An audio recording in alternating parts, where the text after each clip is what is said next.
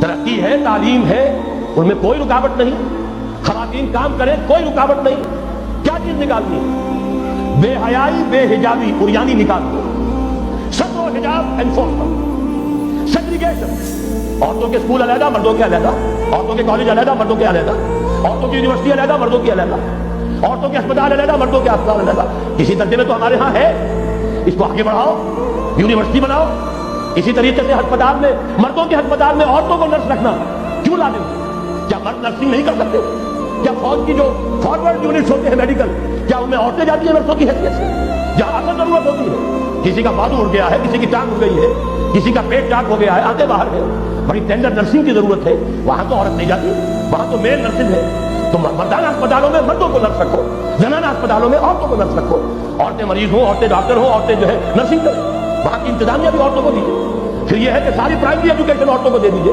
چھوٹی عمر کے بچے ہیں، انہیں عورت کے اندر اللہ تعالیٰ نے جو شفقت مادری رکھی ہوئی ہے فطری طور پر، ضرورت ہے اس ٹینڈر ایج میں، تو ارادہ اگر ہو جائے تو ہر کام ہو سکتا ہے۔ ارادہ چاہیے یہ کہ بے ستری، بے حجابی، عریانی، فحاشی کا خاتمہ کرو، اور شراب اور منشیات کا خاتمہ کرو۔ اس کے لیے آئرن ہینڈ بلکہ آئرن فسٹ کی ضرورت ہے۔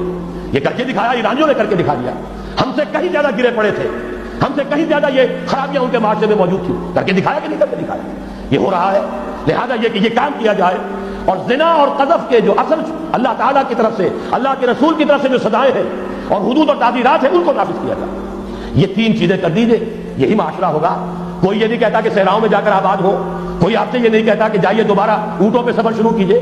جو ترقی ہوئی ہے، اللہ تعالیٰ نے علم دیا ہے انسان کو، اللہ تعالیٰ نے ٹیکنالوجی عطا فرمائی انسان کو، اور رحمان کا دیا ہوا علم ہے۔ علم آدم الاسماء کلھا، یہ اسی علم اسماء کا ظہور ہے پوری دنیا کے اندر۔ اسے خیر کا، برکت کا ذریعہ بناؤ۔ میں نے تین باتیں بتائی آپ کو۔ نمبر ایک، اللہ کی حاکمیت، کتاب و سنت کی ٹوٹل بالادستی۔ نمبر تین، اور غیر مسلموں کو قانون سازی میں شریک نہیں کیا جاتا، وہ پروٹیکٹڈ مائنورٹی، ان کی جان مال عزت و آبرو کی حفاظت کا ذمہ ہے، مذہبی آزادی کا ذمہ ہے، لیکن وہ ہماری قانون سازی میں، اعلیٰ ترین سطح کی پالیسی سازی میں شریک نہیں ہو سکتے۔ نمبر دو، یہی سارا نظام، یہی سرمایہ کارانہ نظام، سرمایہ دارانہ نظام کو تین چیزیں نکال دیں گے، وہ سرمایہ دارانہ نہیں رہے گا، سرمایہ کارانہ ہو جائے گا۔ یہ سرمایہ کارانہ نظام، سود نکال دو، جوا نکال دو، جاگیرداری ختم کر دو، یہی رحمت ہو جائے گی۔ اللہ کی ربوبیت عامہ، ربوبیت کاملہ کے آپ کو منظر نظر آئیں گے۔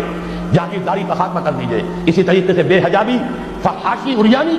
نمبر دو، شراب اور منشیات۔ نمبر تین، جو اصل جو حدود ہیں شریعت کے، ان کو نافذ کیجئے تاکہ معاشرہ اسلامی معاشرہ بنے۔